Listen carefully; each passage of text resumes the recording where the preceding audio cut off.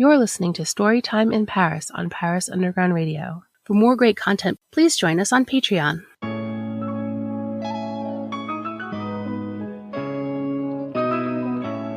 Since well before Victor Hugo first looked at Notre Dame and thought, what if a hunchback lived in there? Writers have been inspired by Paris. Welcome to the Storytime in Paris podcast on Paris Underground Radio. I'm your host, Jennifer Garrity, an award-winning filmmaker, self-professed book nerd, and creator of the Paris Underground Radio podcast network. This podcast is for anyone who loves books, loves authors, loves France, or any combination therein. Each week, I'll speak with an author whose life, stories, or characters have a connection to France. Then, these amoureux de livres will treat us to a reading from their book. My guest this week is internationally best-selling author Gillian Harvey, who loves to set her books in France. Following this trend, her latest novel, The Riviera House Swap, stars Nina, who impetuously swaps her home in rural England for one on the French Riviera in hopes of finding the one that got away. Described as Under the Tuscan Sun meets The Holiday, The Riviera House Swap is a reflection on growing older, taking chances, and the unrelenting power of female friendships. Without further ado, please allow me to introduce Gillian Harvey, author of The Riviera House Swap.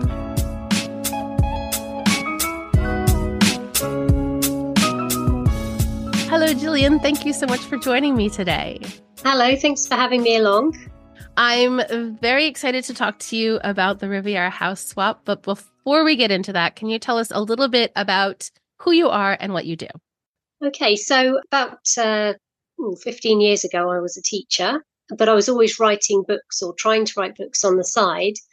And then my husband and I decided to move to France to do something totally different, just to kind of try a different sort of life. And we lived there for just under 15 years and had our children over there. And we've recently just moved back to the UK, Norfolk, near the coast. But my writing really took off when I was living in France. I had a bit more space, a bit more time to work on it. And my debut novel came out in 2020, which was the worst timing ever. But since then, I'm with a new publisher and I'm writing books mostly set in France, and they tend to be kind of women's fiction, emotional, a little bit of humour in there as well. So things are going really well right now, and I'm really enjoying my writing. So that's great. That's amazing. But this is your sixth book, if I'm not mistaken. Is that right? Yeah, seventh, I think. I'll have to count later. Well, 6 or 7 in 4 years is pretty remarkable. Well, yeah, I mean, so my first contract was a more normal, I guess, kind of contract, which was 1 book a year. But Boldwood, the publisher I'm with now, they always want you to write 2 or 3. And I went for 3 because I felt I'd been so held back by when I was searching for a publication deal. I just wanted to write. And I thought that somebody actually wanted me to do it. It was very motivating. So right now I'm producing 3 books a year. Whether that will last, I don't know. But I'm really loving it. So probably. That's pretty impressive. That's pretty remarkable. Thank you. Well, normally I would ask people what their connection to France is, but you've sort of already told us. Yeah, I think in a way I have this kind of view of France just from having lived there, but also for having kind of lived on the outside of things at first, become more integrated and seen the different ways that different types of people live over there. So other people who are immigrants and how they fare. There's obviously some people just tend to stay with other English speakers. Other people get fully immersed. And so it's really interesting. And I've met loads and loads of interesting characters, both French and English speaking over the time. So I think really that just gave me so much to draw on when it came to writing that, yeah, I've got a lot to say about living there. And my first 2 books weren't set in France. And then my editor really wanted me to set a book in France. And for me, I thought, but that's just every day. That's boring. And then I thought, well, no, it's not, because it's just my everyday. And actually, this is where I've got something unique to share. And since kind of tapping into that, it's been really interesting. That makes a lot of sense. Are you experiencing reverse culture shock now that you're back? It's really strange because, I mean, we've only been back 3 months, Oh, wow. and I'm loving it. I'm loving it. I think it was the right time for us. And it's nice to see family, to see friends more often and that kind of thing. But there are things that we miss. And also it just feels like a shock every time like at least once a day it will come to me that I live here now. And it's going to take a while, I think, to adjust to that, but we're making the most of it at the moment and sort of enjoying the positives that come with it. So I live in Paris, but I'm from the US, obviously. And every time I go back, I'm shocked that people around me are all speaking English. Like that's the hard part, that my yes. brain has like a cognitive dissonance that I can understand everything that everyone is saying without thinking. Yes, that's real gift actually, and you don't appreciate it when you have it all the time. And I'm really enjoying eavesdropping now. It's just so interesting hearing little snippets of conversation, and you can do it a little bit in French. You can wonder what people are talking about, or you can kind of pick up. But you can't get that kind of nuance. You can't just hear a tiny bit of conversation and imagine where it came from. Or certainly I couldn't anyway in French. So it's really quite fun to do now. Yeah, it's not quite so passive. But what I also found was annoying was that, here when I read on public transportation, it's easier for me to tune people out. But when I try to read in the US, it's like a cacophony. I can't I can't concentrate on anything but what other people around me are saying.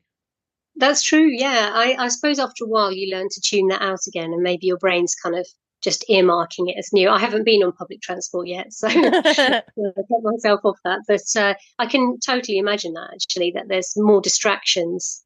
Yeah. All right. So getting back into the reason why we're here, can you tell us a little bit about the Riviera House Swap?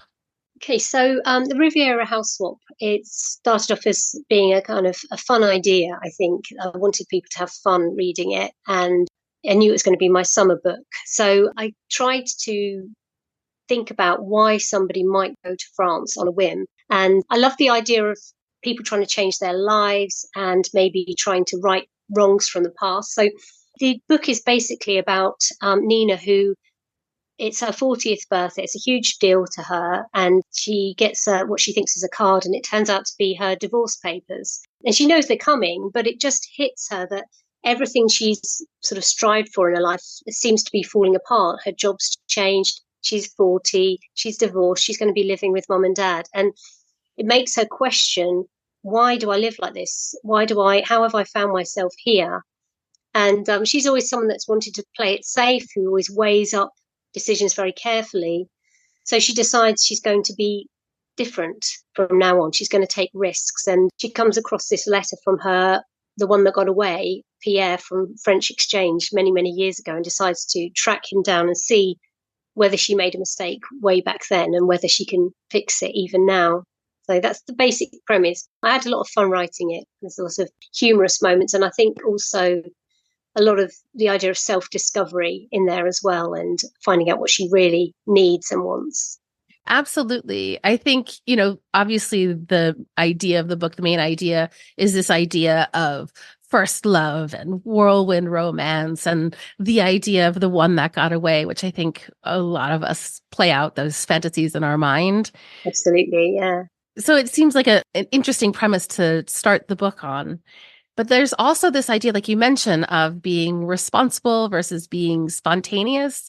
And you said self-discovery, but I also think that there's this idea of examining what it means to be selfish. Does that seem right? Yeah, absolutely. I think just following your own heart and your own desires, I suppose, and thinking about what is it that's going to give you fulfillment in life rather than worrying about what you should be doing and the certain steps that we're all expected to make in life. And when you start to question all that, and I think in some ways I questioned that when I moved to France on a whim, and I found myself in a brand new situation, and I realized that we don't have to play that game. We don't have to do those things when we're meant to do them. Actually, we can do other things. And yeah, it definitely explores that idea as well. The word selfish is a negative word, but actually prioritizing yourself isn't a negative thing. But I don't know that we have a word that really means that doesn't have the negative connotation. No, that's true. Yeah, we do tend to think putting ourselves first is a negative thing sometimes, don't we? I think with Nina, she doesn't have anyone relying on her anymore. Maybe her parents are going to in the future, but they are still relatively okay. So she's got this opportunity, and I suppose it's turning around that idea of doors closing, her divorce, her house having to be sold, all of these things, to look at that being an opportunity for growth and doing something different as well. So yeah, it's one of those rare moments in life when we can be, for her anyway, that we can be truly selfish, I guess, without hurting or affecting anyone else in any meaningful way. So it's an opportunity definitely for her, which maybe she embraces. Yeah. And you touched on this, but there are essentially five main women in this book. We have Nina, who's the main character. We have Sal and Bess, who are her best friends. We've got her boss, Jasmine. And then later we have Sabine that comes into the picture. And each of these women, I realized as I was reading, has a very different relationship to their age and where they feel they are in their life and where they should be. And that seems really foundational to the idea of this book. Why was that something that you wanted to explore? I think whenever you hit a birthday yourself and you think, oh, I'm this age now, and you have all these preconceived ideas about what that means, and people who are this age are like this, and you get there and you're like, but I'm just the same. I haven't changed really. And I think also in France, certainly the women I met seem to be less concerned with that. I know that there's obviously anti-aging and that kind of thing, and how we look, we're worried about that sort of thing. But certainly it seemed that older women in France are maybe valued a little more and seen as less invisible and more essential in France. And I liked that idea as well, that, and I think that's where Sabine comes in. She's not in a hurry. She is very much kind of blowing wherever fate takes her. And she's not kind of tied to these ideas. And certainly I think we've got a lot to learn from that aspect of French culture as well. I think it would be great to open that up a bit, because I know that when I started writing for magazines, because that's how I kind of started as a freelancer once I was over in France, I was only just 30, and I was looking for women who were 35 for articles, or sometimes 40, depending on the demographic of the magazine. And I had these preconceived ideas about that sort of person who I was looking for. And then I talked to these brilliant women who changed my perspective on all of it. I mean, women up to one lady I interviewed in her 80s was absolutely amazing. And she was someone who kind of did this epic horse ride across the country every year and was carrying on. And it made me question my own ideas about what being older was as well. So I think all of that kind of comes together, and you start to question the structure that and the way that you view age and life and that sort of thing as you go along. And that certainly comes out in the book, because Nina, it's this being 40 hits her harder than she expects. And I think we all look at that as an age very much as when kind of youth is over. And you don't realize until you're in that demographic how people feel, how people are just ordinary people still. They're not kind of, we're all kind of trapped in these aging carcasses, but we're all the same spirit inside. And I think that's really something that I find really interesting, and something I want to bring out more, because I didn't know that until I got to those ages, that things were not quite as I saw them, if that makes sense. It does. I think that's really, really well said. And I think you've said a lot of really interesting things in there as well. I imagine that the culture in the UK is very similar to that of the culture in the US, where like you have benchmarks and deadlines, and these are the, you want to get married by this age and have kids by this age. And, then you have promotions at your job until you finally retire, and then you're able to travel, and then you die or whatever. And I feel like a lot of those benchmarks are the same here. People still want to have kids. Marriage is maybe a thing that they want or not. They want a significant partnership in their lives. But I agree with you that there isn't the sense that once you are married and have kids, and that's it, you just disappear into the background. Definitely. You can own your femininity and your power and your just humanity differently at whatever age. And I agree. That's one of the reasons that I like it here too. It feels much more freeing, like you get to self-define versus being defined by others. Absolutely. Yeah, I agree. If you're enjoying this podcast, you may enjoy my other podcast, City of Muses. Each week, I chat with contemporary artists and creatives to explore what inspires them, what their creative processes are like, where their ideas come from, and more. Think of it as Storytime in Paris's little sister. Inspiration and creativity meet in Paris, the City of Muses. Check out City of Muses now, available wherever you listen to podcasts. We'll be right back with Storytime in Paris after a word from our sponsors. And now, back to Storytime in Paris. One of my favorite things in this book is the dialogue, but especially the dialogue between Nina and her girlfriends, which she writes so beautifully and naturally, not only when they're speaking, but also in how they text each other. It's like it feels very organic. So how do you write such compelling dialogue? And I mean, like, practically, like, do you close your eyes and imagine it? Do you talk to yourself? Do you bounce it off other people? Are you just taking notes when you're out with your friends? I think I observe things a lot, but I don't do it very purposefully. So I don't go around thinking, oh, I must listen into this or watch that. Or when I'm in my kind of writing flow, it just comes, and those conversations naturally sort of open up for me. And I don't fully know where that comes from, but sometimes I look back and I think, oh, that person, she's talking a bit like that. So I think in my subconscious something's going on, but I couldn't.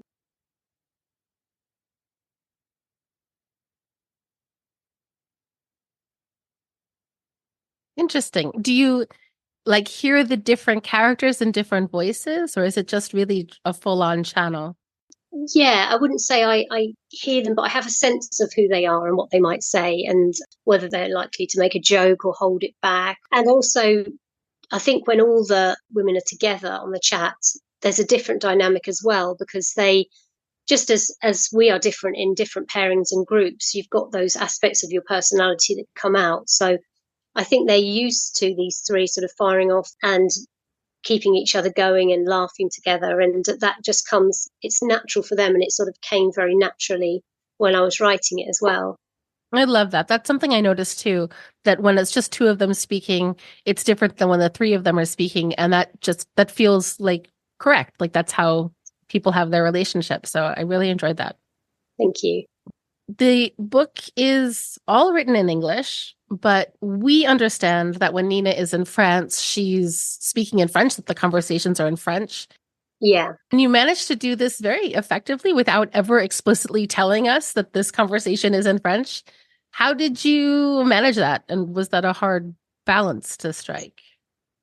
Well, it was very purposeful with her, because my other books so far had mostly had people who were relatively rusty or even completely without any French, having to expect the French characters to speak English, which, as you will know, there's lots of people who speak very, very good English in France, and it is tempting to rely on that. But I thought I don't want to always paint these English speakers as being completely incompetent in other languages. So I thought, well, Nina can be different. She's got this French, and I thought because she's obviously studied some French in the past. So I think just by referencing the fact that she knows a bit of French, or she's able, and occasionally saying she's struggling to keep up with this particular conversation, I just reminded the reader that was happening. I mean, it started off, I used accents and things a little bit, but then sometimes that just gets a little bit caricaturish.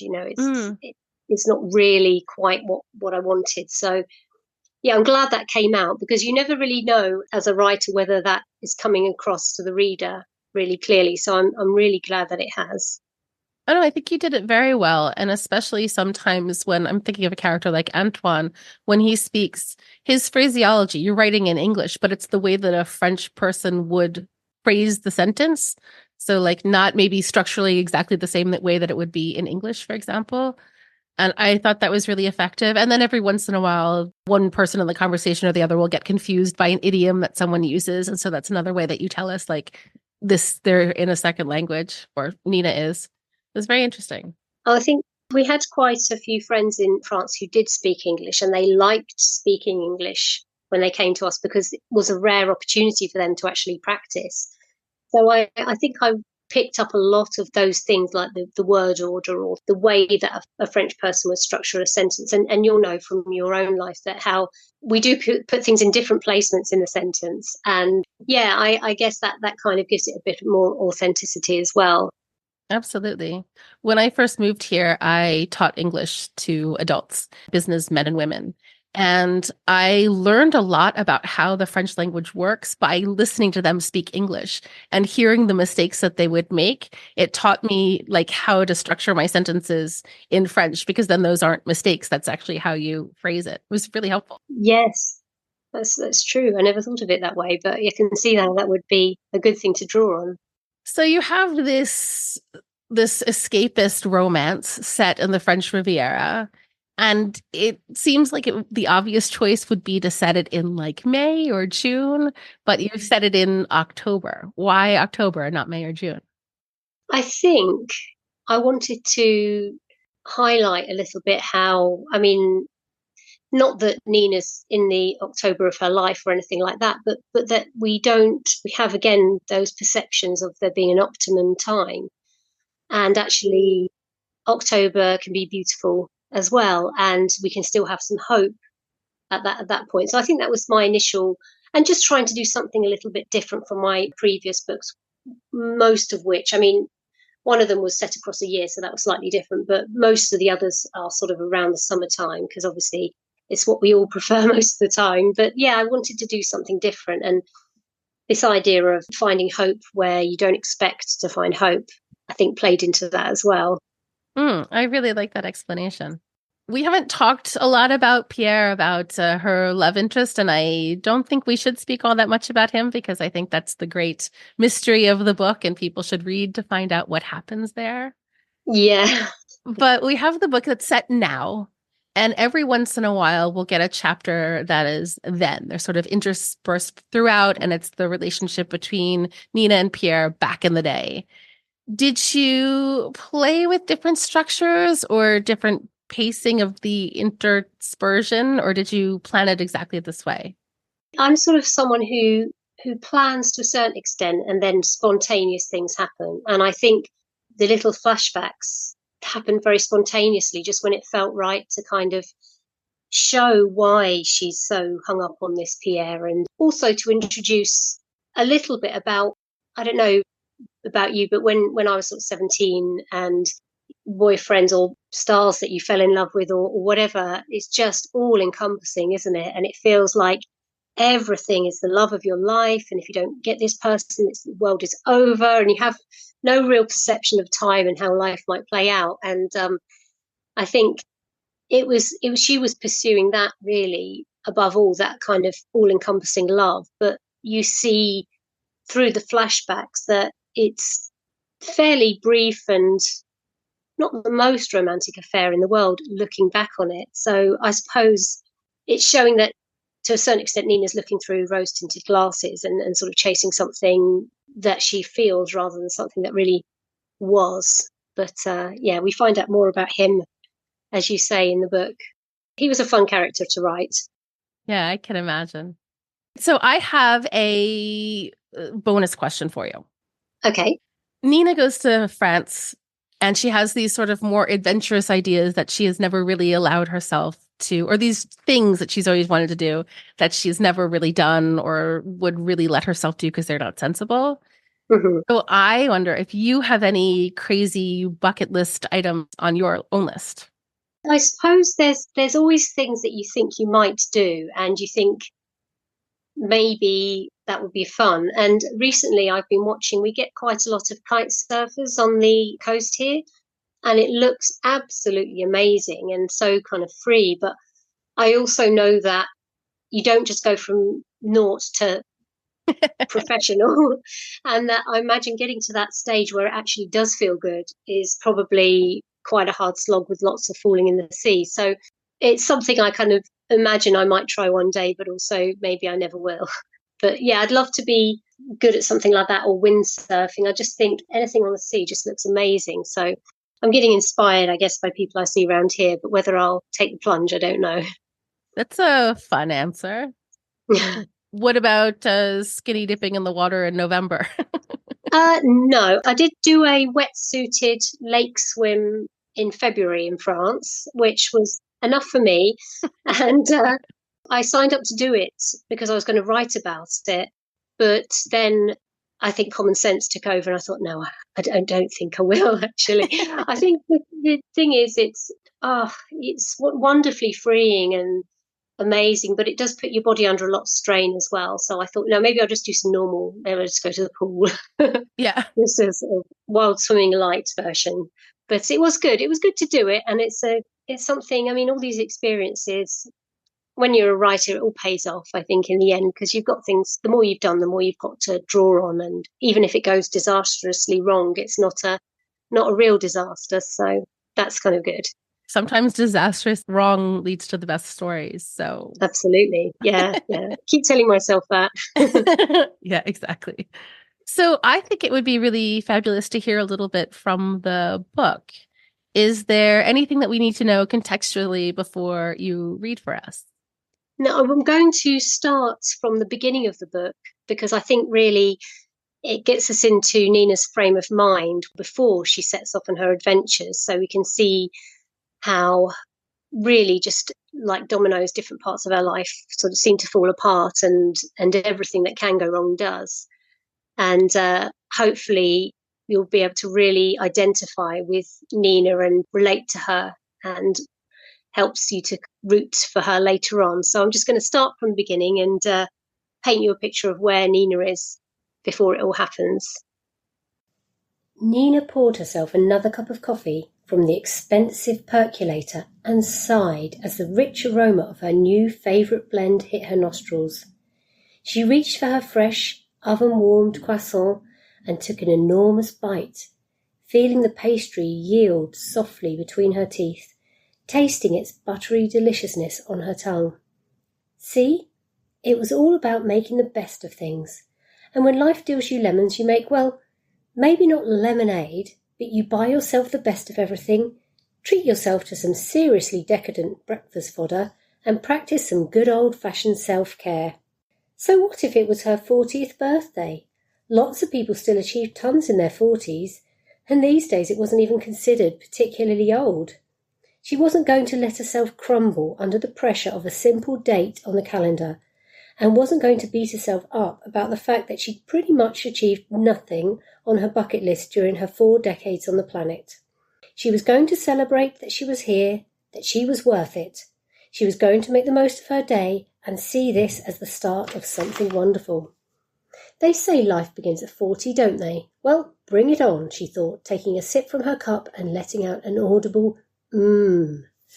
Rory had been a freeze-dried granules man, balking at the price of freshly ground, so buying herself a coffee pot and an overpriced selection of beans from a specialist store had been a kind of revenge. And he'd always hated the idea of croissants for breakfast, preferring to munch the same grey cereal from a generic packet for the last decade and a bit. At least now, every time she sipped her coffee, she'd know that she might be single, might be going through a divorce, might be hurtling towards middle age, but at least she was enjoying a better breakfast than he was. Revenge was hers, and in this case it was a dish better served slightly warmed in the oven and glazed with fresh strawberry jam. Sure, so it wasn't the finger-twiddling, evil, laugh-inducing revenge of a Bond villain, or the crafty, confidence-sapping payback of an ex set to gaslight their former lover into a state of madness. But Rory hadn't done anything wrong other than fall out of love with her. Their divorce had been as lacklustre as their marriage had become. They'd sort of drifted apart, and finally he'd taken it upon himself to make things official by hiring a lawyer. She hadn't the impetus or energy to key his car, or crank call his work, or report him to the police for something, let alone sabotage his future relationships. Anyway, they say the best revenge is living well, so that's what she was going to do from now on. Curious about what's going on in Paris right now? Don't Miss This takes you beyond the typical and the obvious, with a weekly roundup of the best of what's happening in Paris each week. Every Monday, you'll get 20 to 35 new Parisian events with descriptions, links, and all the details sent directly to your inbox. Never wonder what you're missing out on again. Sign up for Don't Miss This on Patreon at patreon.com/Paris Underground Radio. We'll be right back with Storytime in Paris after a word from our sponsors. And now, back to Storytime in Paris. So, what is next for you? Can we expect another book set in France? Yes. So I've got a new book coming out in October called Little Provence Bookshop, and it's slightly different. It's about a bookshop owner who has maybe a little bit of magic about her, and a woman who comes to work for her who is looking for her real family, and how all that pans out. So it's got a little bit more magic and intrigue. It's a little bit more expecting the reader to suspend disbelief, but I had a lot of fun writing it. So. Oh, that definitely sounds fun. All right. Well, we will keep our eyes open for that. And where can people find you if they want to keep up to date with these 3 books a year that you're putting out and whatever's going on in your life? So my Facebook page is Gillian Harvey Author, or I've got a website, which is just gillianharvey.com. So fairly easy to find me. Perfect. Well, I will include links to both of those places so people can find you very easily. Lovely. Thank you. Thank you so much, Gillian. This was so wonderful. Thank you so much for taking the time to speak with me. No, thanks for asking me, and I had a lot of fun. So brilliant. Yay. Thank you again to Gillian Harvey for such a fun conversation. You can find Gillian on Instagram and Twitter at Jill+5, on Facebook at gharveyauthor, and on her website, gillianharvey.com. Please join me next week when I'll be speaking with New York Times bestselling author Christine Wells about her novel, The Paris Gown. Please check back to see if your questions have been answered and to hear a reading from her book. Thank you for listening to Storytime in Paris. I'm your host, Jennifer Garrity, and you can find me on all socials at Jennyphoria. That's JennyPhoria. If you like this podcast, please take a moment to rate and review it wherever you listen to podcasts. This is the fastest and easiest way to help the podcast grow, which will help me attract more great authors to bring to you. Please also spread the word to all the people you know who also love to read. Thank you again, and happy reading! This episode of Storytime in Paris was produced by Jennifer Garrity for Paris Underground Radio. For more on this show and shows like it, please visit parisundergroundradio.com.